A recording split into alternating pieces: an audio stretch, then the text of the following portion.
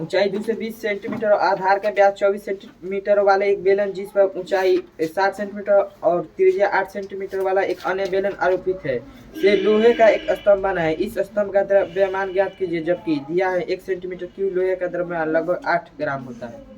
पाई का मन का रखना है जी। चलिए बैठिए। देखिए क्वेश्चन है कि ऊंचाई 220 सेंटीमीटर, ऊंचाई कितना है 220 सेंटीमीटर और आधार का व्यास 24 सेंटीमीटर वाला, ठीक है, एक बेलन है, ठीक है, जिस पर ऊंचाई 60 सेंटीमीटर और त्रिज्या 8 सेंटीमीटर एक अन्य बेलन आरोपित है।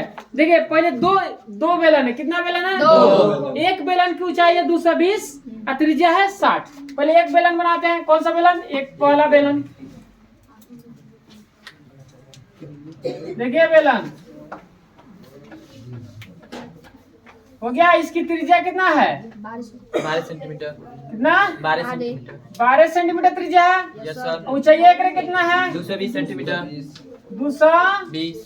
इसका ऊंचाई कितना है जी? 20 सेंटीमीटर। 220 सेंटीमीटर में ना। Yes sir. चले आ रहा समझ में?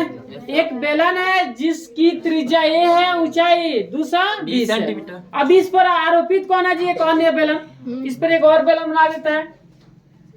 तो ध्यान समझिए।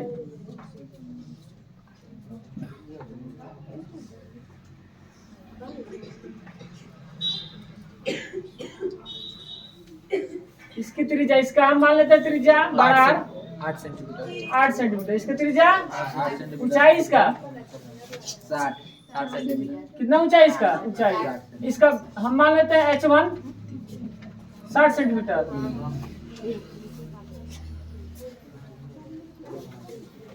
आ रहा है समझ में? कोई दिक्कत?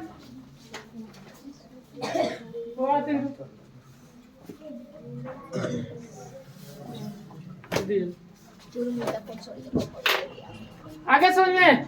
एक बेलन है जिसकी ऊंचाई है 220 सेंटीमीटर, त्रिज्या कितना है? 12 सेंटीमीटर। और एक अन्य बेलन है जिसकी त्रिज्या कितना है? 8 सेंटीमीटर और ऊंचाई 60 सेंटीमीटर। जो ये बड़ा बेलन है, इस पर छोटा बेलन का है अधारोपित है। ऐसे है। चित्र हो गया। अब देखिए कह रहा है लोहे का एक स्तंभ बना है। ये लोहे का एक स्तंभ बना है। देखिए मोटा एक पाइप, बोरिंग वाला पाइप ले लेता है, उस पर वो कल वाला पाइप मार देता है, वेल्डिंग कर देता है, हो जाता है ऐसे, ठीक है।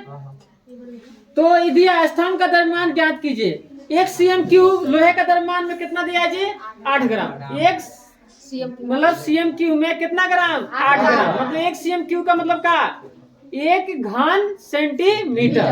बात समझे? 1 घन सेंटीमीटर मतलब 1 घन सेंटीमीटर में कितना ग्राम? 8 ग्राम। बात समझे? cm क्यूब का मतलब ये हुआ, ठीक।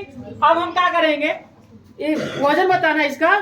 तो बताइए कि बेलन का आयतन, अब बड़े बेलन का आयतन प्लस छोटे बेलन का आयतन क्या करेंगे? दोनों का जोड़ देंगे। उसके बाद जितना आएगा उसमें इतना से क्या करेंगे? 8 से गुणा कर देंगे। द्रव्यमान नहीं निकल जाएगा? निकलेगा कि नहीं निकलेगा? तो देखिए यहाँ बड़ा छोटा बेलन लिख दें।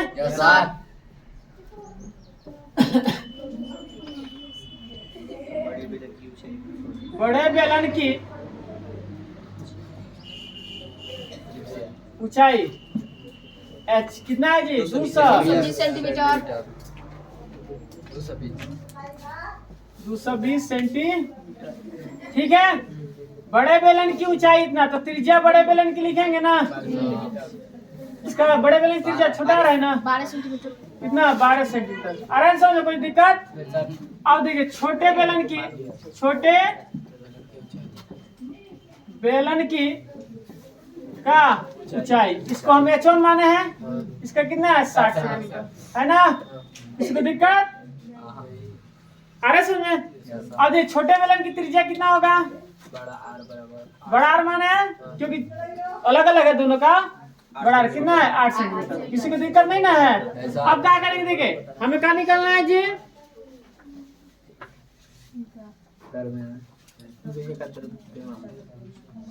स्तंभ का द्रव्यमान निकलना है ना। Yes sir.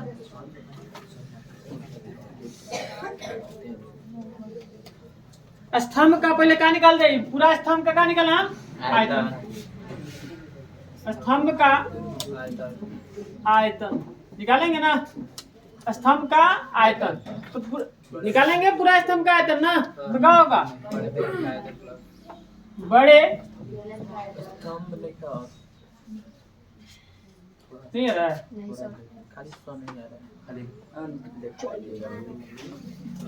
यहाँ सर है जी। हाँ सर देखो हाँ, आ रहा है कि नहीं ये? आ रहा है सर चलिए आएगा। स्तंभ का निकाले आयतन क्या होगा जी? स्तंभ का आयतन बड़े बेलन का बड़े बेलन का आयतन प्लस छोटे बेलन का भी लिख दे। ठीक है, स्तंभ का आयतन निकालेंगे तो बड़े बेलन का आयतन प्लस छोटे बेलन का आयतन। ठीक है, तो बड़े बेलन का आयतन बताइए, आयतन का होता है, बेलन का होता है पाई आर स्क्वायर। तो बड़े का हो गया। ठीक है, हाँ सही है।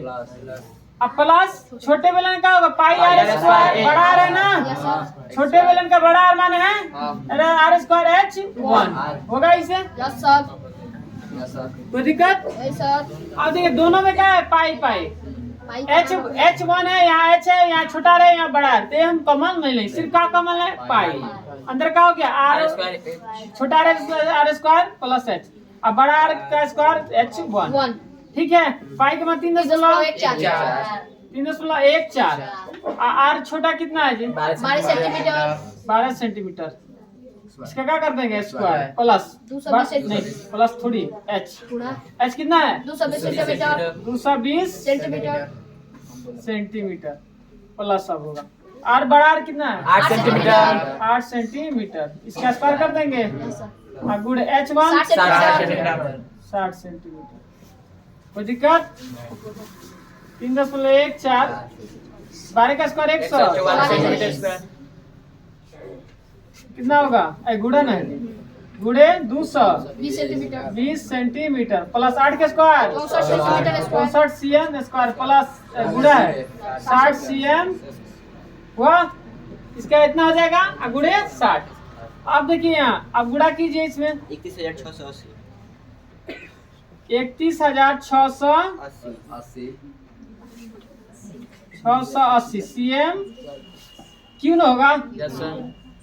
अभी कितना होगा गुड़ा? 3840 3840 सही है। आया समझ में? आएगा जी देखिएगा 3.14 गुड़ है, दोनों जोड़िए जोड़िए कितना होगा? 0 के 0 35,052 35,000 35,520 35 520 520 cm क्यूब। कोई दिक्कत? आया समझ में? 35,520।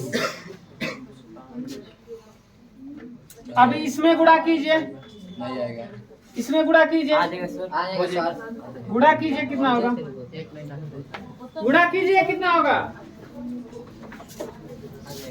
आएगा गुड़ा कीजिए 1,11,500 1 लाख 3 को 1 3 को 1 5 3 2 3 को 5 5 3 2 5 3 2 10,8 cm सही है। चलिए अब देखिए अब यहाँ आप देखिए क्या दिया जी 1 cm क्यू लोहे का द्रव्य ना क्या बना है? चूंकि 1 cm क्यू लोहे का द्रव्यमान कितना दिया है जी? 8 ग्राम दिया है, इसलिए कितना cm क्यू आया है बताइए? इसलिए कितना cm क्यू? 1,11,532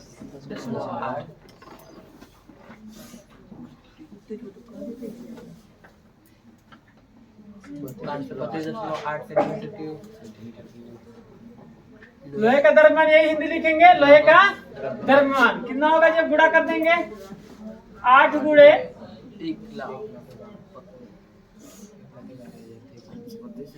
गुणा करेंगे गुणा कीजिए कितना आ रहा है 8 9 2 2 6 10